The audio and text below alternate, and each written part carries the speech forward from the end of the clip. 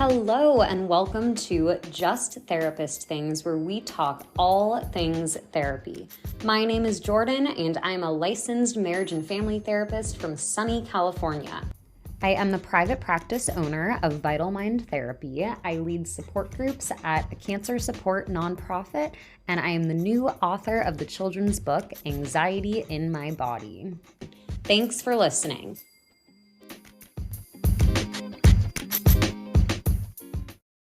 Hi everyone, thanks for being here today. This episode is going to be a difficult one. Trigger warning that in this episode I will discuss topics such as suicide, death, and grief. The S word is really challenging to talk about, really challenging to admit that it even happens, but it does, so we must spread awareness and resources and help others as much as we can. This episode is specifically for mental or medical health professionals who work with people affected by chronic health condition, and also for people who are experiencing a chronic medical condition. September is National Suicide Month, so in this episode I'm going to talk about suicide generally and also specific to people with chronic health conditions. In the past few years, the world has been rocked with heightened suicide rates, and it is likely that most people listening will have been affected by suicide in some way. Suicide remains the second leading cause of death for young people ages 10 through 34. And it is a major public health issue. Suicide rates specifically for ages 10 through 24 rose to 62% from 2007 to 2021. This public health crisis centers around the issue of what is happening to our youth and specifically to young people, but also older people and just any race, any culture, any person that they feel like they should not be on this earth anymore. And the answer is, of course, different for everyone. Sometimes there is no answer, but it probably revolves around just the fact that there is so much pressure in our world right now with academics, with work, with social media, with the state of the world, with human rights, gun violence. All of these things definitely contribute to heightened rates of anxiety and depression and subsequently higher rates of suicide. I have been particularly aware and rocked by the deaths of young people due to my work as a therapist for kids and teens. I have had a handful of clients who have known friends who have died by suicide over the past few years or have had suicides happen at their school. There's also more awareness now due to social media, and I explored this in my episode on prevalence inflation, if there is potentially a correlation with higher suicide rates to the prevalence in media and reporting. I have also personally known a handful of families in my orbit and more immediately who have experienced deaths by suicide, suicidal ideation, and suicide attempts. Suicide can affect anyone, no matter your age, race, culture, religion, etc.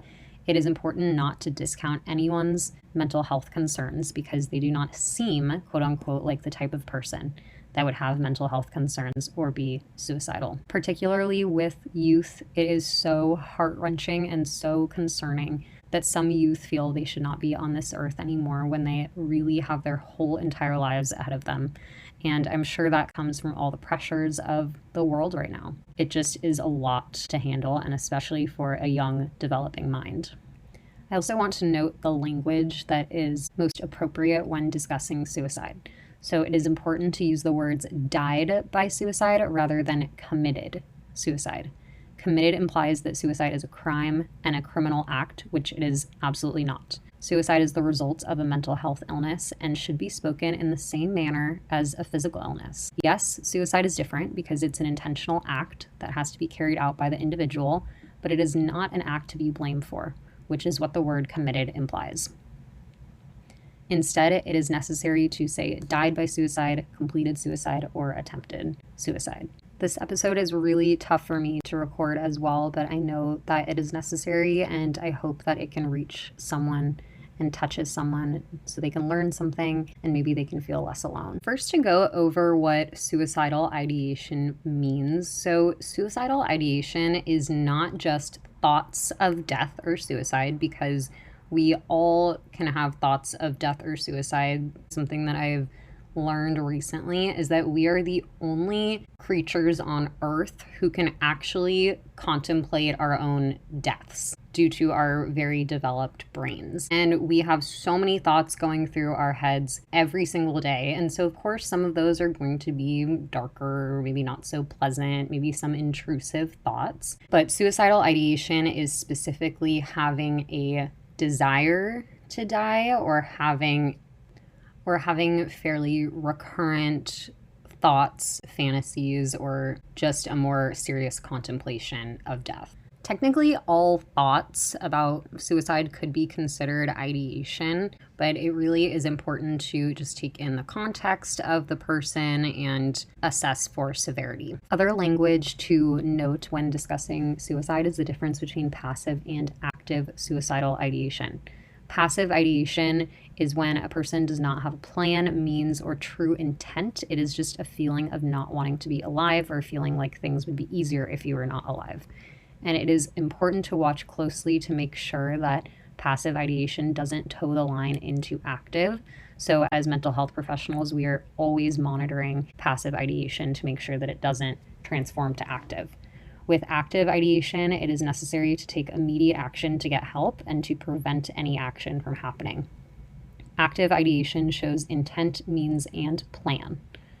Both should be taken seriously, and both can be fleeting or be more constant. But remember that if there are ever any comments made implying thoughts of suicide or death, always assess for active ideation, especially as a mental health professional. Here are some examples of what a person can say and what you should do about it. So if someone says, quote, "I can't live like this and I'm going to take a bottle of sleeping pills tonight," this is active ideation, because there are means mentioned, there's an intent, and there's a plan. If someone says, quote, "I'm having a hard time living this way, and sometimes I think it would be better to just not wake up," this is passive ideation, because this is just a thought, and there is no intent, means, or plan. But remember, always assess. So now that we have covered the basics in this episode, I'm going to mostly be talking about what to do when there is passive ideation with a medical condition or chronic illness or health concern. For active ideation, it is necessary to always take safety measures or interventions to ensure the person's safety. For passive ideation, it is more dependent on the situation. But again, both should be taken very seriously. So ideation, in addition to having a chronic physical health condition, is something that I've noticed is not talked about so much among the mental health professional community or even with your clients, but it is so real. And mental health and medical professionals need to be aware that this is a mental health concern when there is a person who has a medical condition, especially a chronic one. During my 5 years working with people affected by chronic health conditions such as cancer, autoimmune disorders, chronic pain, etc., I have witnessed how common it is to be struggling so much that a person does not want to live in their diseased or struggling body. And this, of course, is a testimony to how connected the mind and the body are. When one is suffering, the other suffers too. This is why disease and illness are often accompanied by anxiety and depression. For most people, the contemplation of suicide is because someone wants some sort of relief.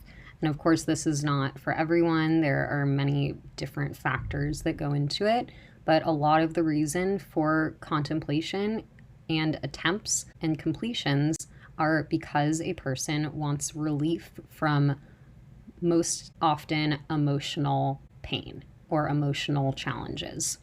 However, in this case, with chronic illness or chronic medical condition, that relief is due to physical challenges or physical pain. Both emotional and physical pain or challenges can and is sometimes uncontrollable or feels uncontrollable. And so it is normal to want some sort of escape from that. Living in a body that is not functioning or is in pain or is going through something difficult is obviously not pleasant.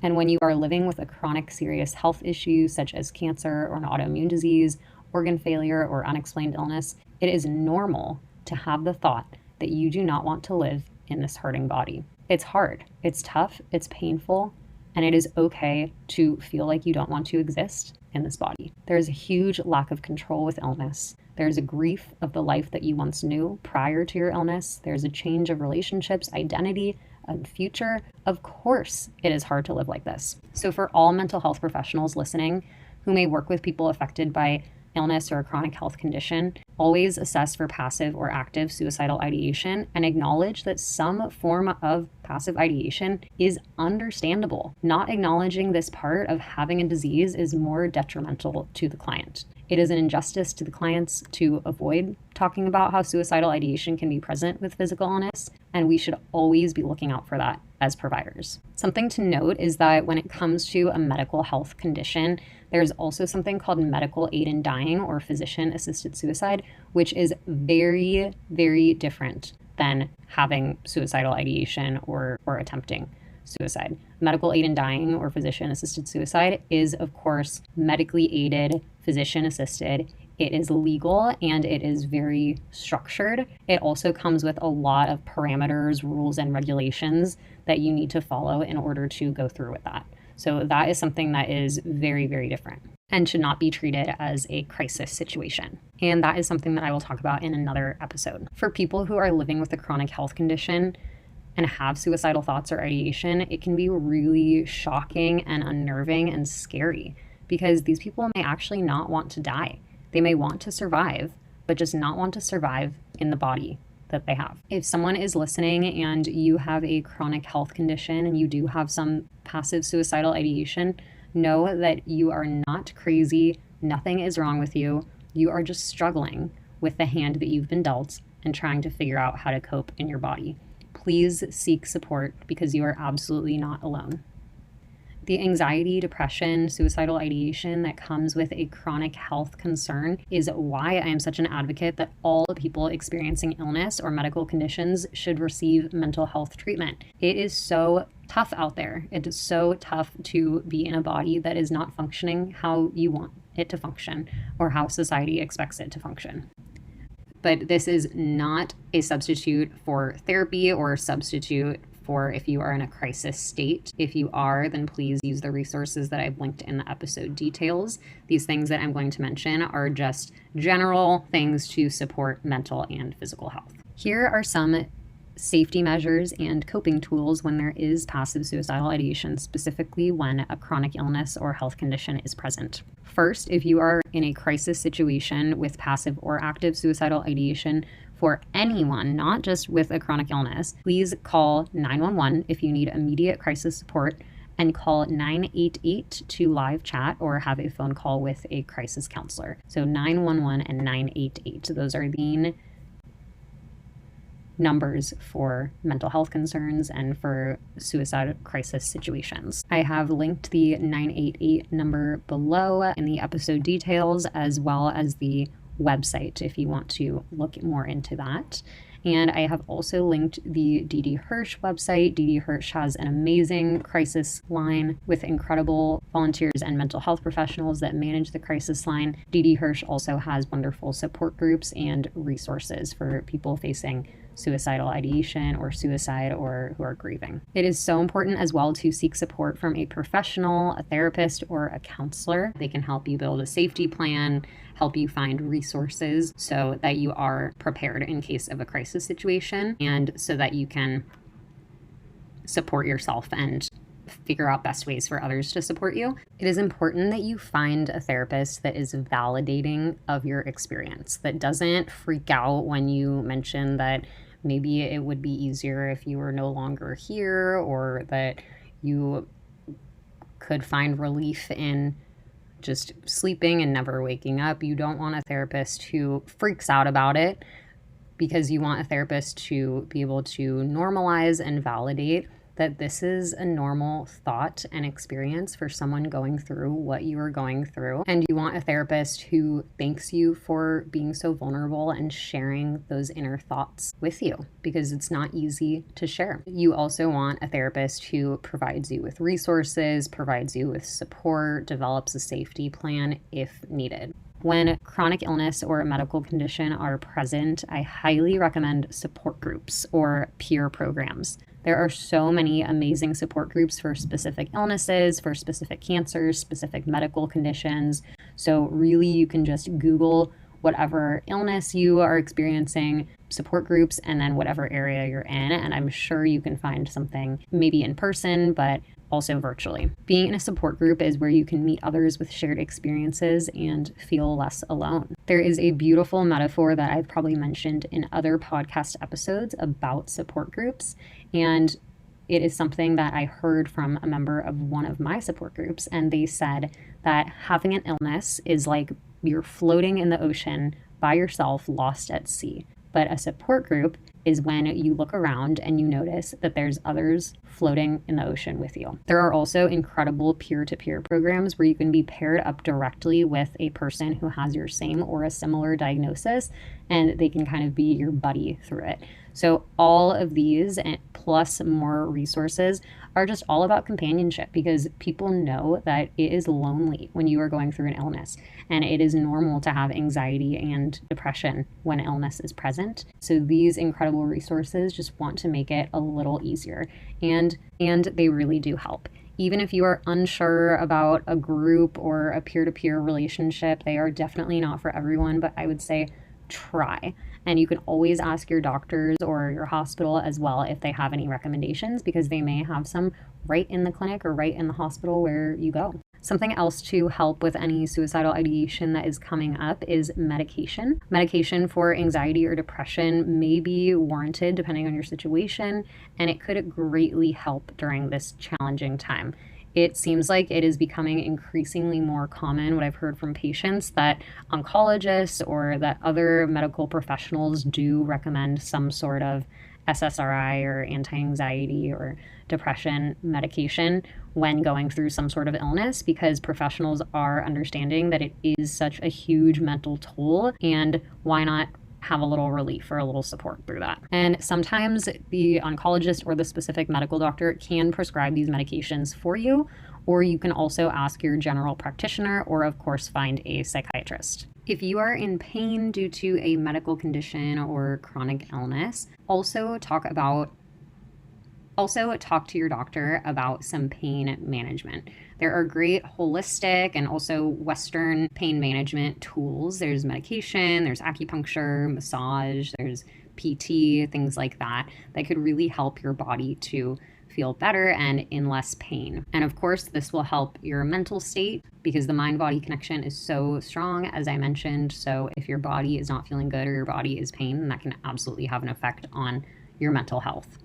And that goes for any body symptoms that are ailments of your chronic condition, is that if there is a symptom that you're having a tough time with, or there is something that you've been dealing with for a while that is just not making your body a pleasant place to be in, please ask your doctor if there's anything you can do for those symptoms or those feelings, and try to support your body in the best way you can and make yourself feel as comfortable as you can. With that, to getting a lot of sleep, eating well, doing what you can for your body just to make sure that everything is baseline feeling, so that your mind can feel better as well. And that leads into a very important part of combating anxiety, depression, and suicidal ideation, which is behavioral activation, which essentially means taking actions to make yourself feel better. And give yourself grace with this, because when you are feeling anxious or depressed, and especially if there is a medical condition on top of that too, it is extremely challenging to put in the effort to do anything. And so the biggest battle with behavioral activation is just motivating yourself to do the thing. But then once you do it, you will feel better, and you can see how it affects your mind and your body. But with chronic illness, a medical condition, there may be limitations due to your challenge, and so definitely you might have to try things and see what is in your capacity. Oftentimes when you work with a mental health professional and you talk about behavioral activation, you do some sort of schedule or list for day-to-day activities that can be behavioral activation that can make you feel better mentally or physically. And some examples of these things are things that you can probably think of already, but getting outside, soaking up some sunlight, listening to music, moving your body to get the good endorphins going for a walk, talking to a loved one, doing some art, reading, playing with a pet. All of those things can help to make your mind a better mental space and also help your body to feel better. So again, these things require a lot of effort, especially when there's an illness involved, but it is worth it because these things really make us feel better. There's biological reasons, hormone reasons why these things make us feel better. Something that I may have talked about in other episodes regarding chronic illness and chronic medical conditions is something called the spoon theory.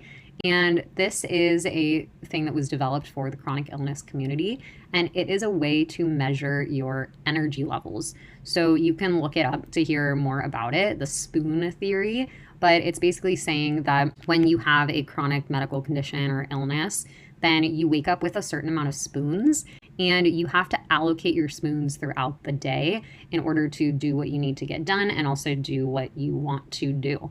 So, for example, if you wake up with 10 spoons and you need to go to the grocery store and then you want to hang out with your friends later, and you know that hanging out with your friends may take up 3 spoons, going to the grocery store might take up 2 spoons, then you have 4 spoons left throughout your day. So you need to figure out, okay, what am I going to do with the rest of those spoons so I don't deplete my spoons by the time I need to go to the grocery store or by the time I want to see friends.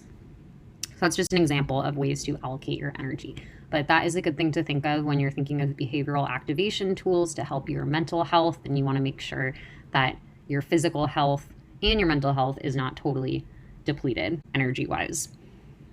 And if you are having a tough time or having some form of suicidal ideation, talk to trusted friends and family. You are not a burden. They want to be there for you. They want to support you. You can ask for help. You can let them know that you just want them to listen to you.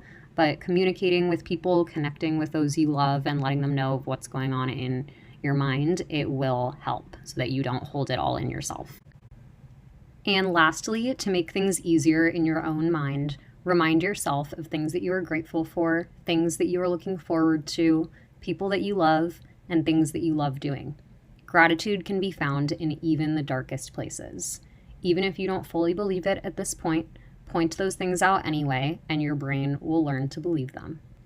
You are enough, you are worthy, you can get through tough times, and you have support.